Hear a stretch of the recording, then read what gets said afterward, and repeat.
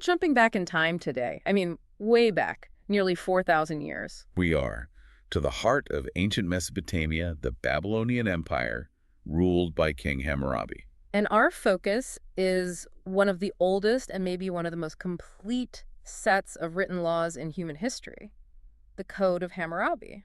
Yeah, and you have to think about what justice was like before something like this code. Right. It was probably chaos. Total chaos. If you were, say, a farmer in the north and you had a dispute with a merchant from the south, the rules were probably completely different.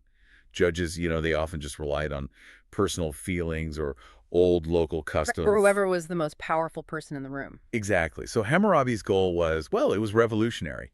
He needed to make justice consistent, Predictable. and permanent across his whole massive kingdom.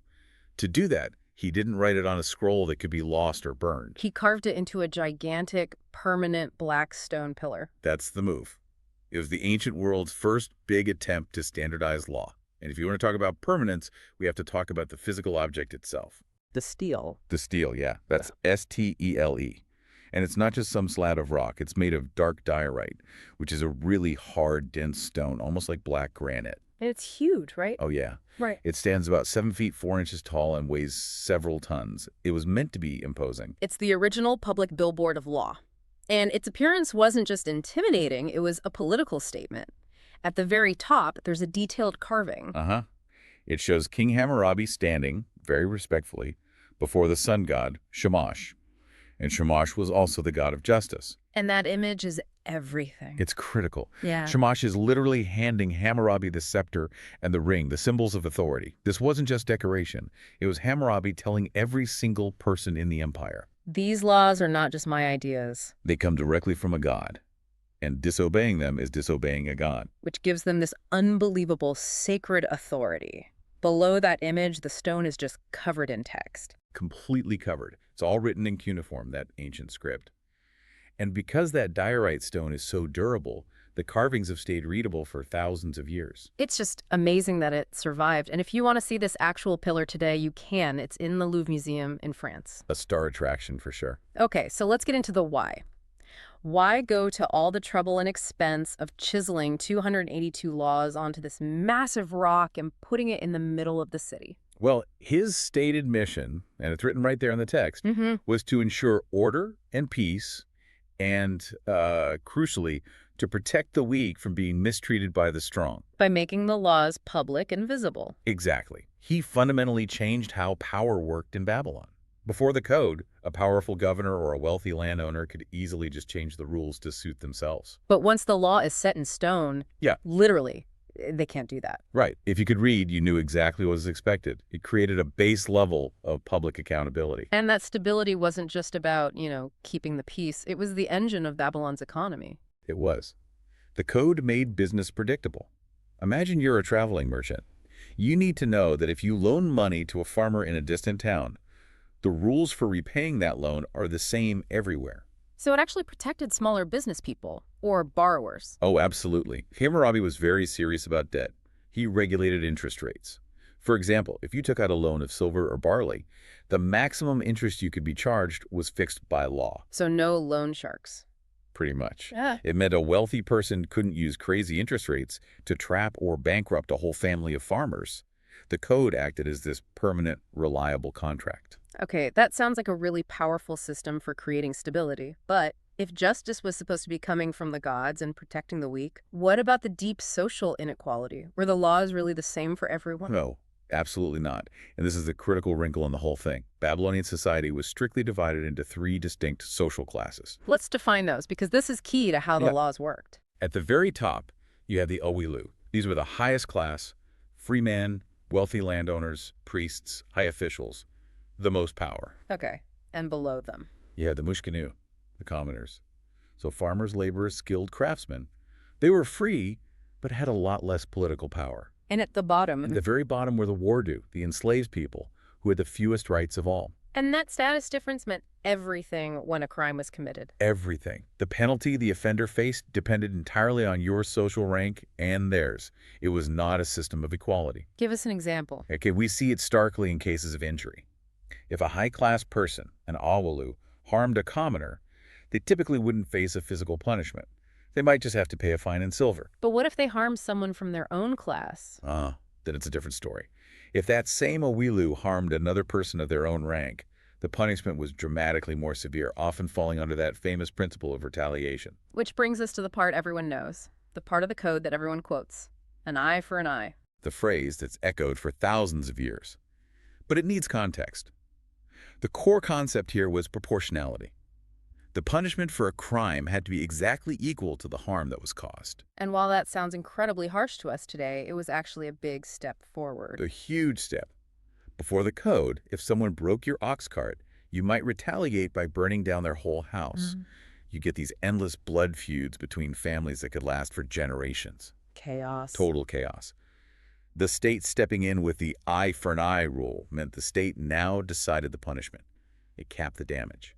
If a man broke the bone of another man of equal status, his own bone would be broken. But only that. No excessive revenge. No more endless revenge.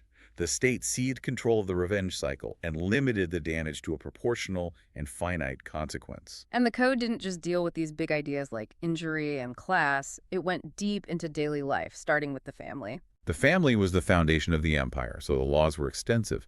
Marriage was a legal contract. The man usually had to pay a bridal price, a gift, to the woman's father. It was a financial transaction. And the power structure in that family was incredibly strict. Oh, yes. Some of the most shocking punishments are in there, all designed to uphold respect for elders. For example, if a son was caught striking his father, the law said the son's hand should be cut off. Wow. And inheritance was also tightly regulated to make sure property stayed within the family and was passed down predictably. Okay, so moving from the home out into the city, Babylon was a busy trade hub. The code had to regulate business, right? It was full of business regulations. It standardized services. The code set specific fees. It told you exactly how much a doctor could charge for successful surgery or what a builder could charge for a house. But the flip side of that was fierce accountability. Fierce is the word. The accountability for poor work was personal and lethal.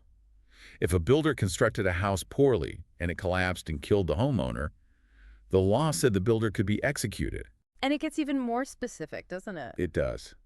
If the collapse killed the homeowner's son, the builder's son could be executed. Unbelievable. It's that principle of retaliation again. Brutal, but a powerful incentive for builders to do their job right. A very powerful incentive. And that same level of detail applied to farming. Water was everything in Mesopotamia, so irrigation was crucial. The whole community relied on it. Everyone. So if one farmer was lazy, say he failed to fix a leak in his dam, and that flood destroyed his neighbor's crops, he had to pay for all the lost crops. Which could be a massive amount. Huge. If he couldn't afford to pay, the code allowed his family or his possessions to be sold to cover that debt. It shows just how seriously they took that communal responsibility. So when crimes were committed, what was the process? It sounds like it was swift. Very swift. They didn't really have prisons like we do. Punishments were carried out quickly and publicly as a warning to everyone else. Which often meant physical injury, losing a limb, or execution for big crimes, like stealing from a temple. Yep. A thief caught stealing from a temple or the palace was executed immediately. But Hammurabi also had a rule for people who misused the system. For false accusations. Exactly. Making a false accusation in court was incredibly dangerous. If you accused someone of a serious crime, one that carried the death penalty, but you couldn't prove it. You faced the same penalty. The exact same penalty. It was designed to stop people from just making things up. That raises the stakes for anyone stepping into a court. But what if there was just no evidence, no witnesses? What happened then? That's when they resorted to something that sounds like it's straight out of a myth. The trial by ordeal. This is one of the wildest parts of the code. It really is. When there were no witnesses, the accused person was often taken to the sacred Euphrates River. The belief was that the river itself would act as a divine judge. Wait, so the legal outcome depended on if the person could swim? That sounds terrifying. It was terrifying. The accused would be thrown into the river. Yeah. If they sank and drowned, it was seen as proof that the gods had found them guilty. And if they survived? If they managed to swim to safety, they were considered innocent. And then the original accuser would be punished for lying. Wow. So it wasn't about swimming ability, it was about faith that the gods would save an innocent person. That was the idea. But even with all these local judges and these bizarre ordeals, the final authority was always Hammurabi himself. He was the ultimate judge. He was. The code wasn't just a plaque on a wall for him, it was a management tool. He reviewed cases, he made sure his judges were enforcing the code consistently. People could, and did, appeal directly to him. And that personal involvement was key. It helped unify all these different tribes and cities into one stable nation, all under the same written justice. And if we pull back to the big picture, the Code of Hammurabi is just one of the foundational pieces of human history. So what does this 4,000-year-old black stone really mean for us today, for anyone studying history or law? Its legacy is monumental. It established the powerful idea that government has a duty to protect its citizens and maintain order. The idea that laws have to be written down, clear, public, and accessible. That's a concept at the heart of every modern legal system. The specific rules about, cutting off hands or throwing people in rivers have certainly changed, thank goodness. Thankfully.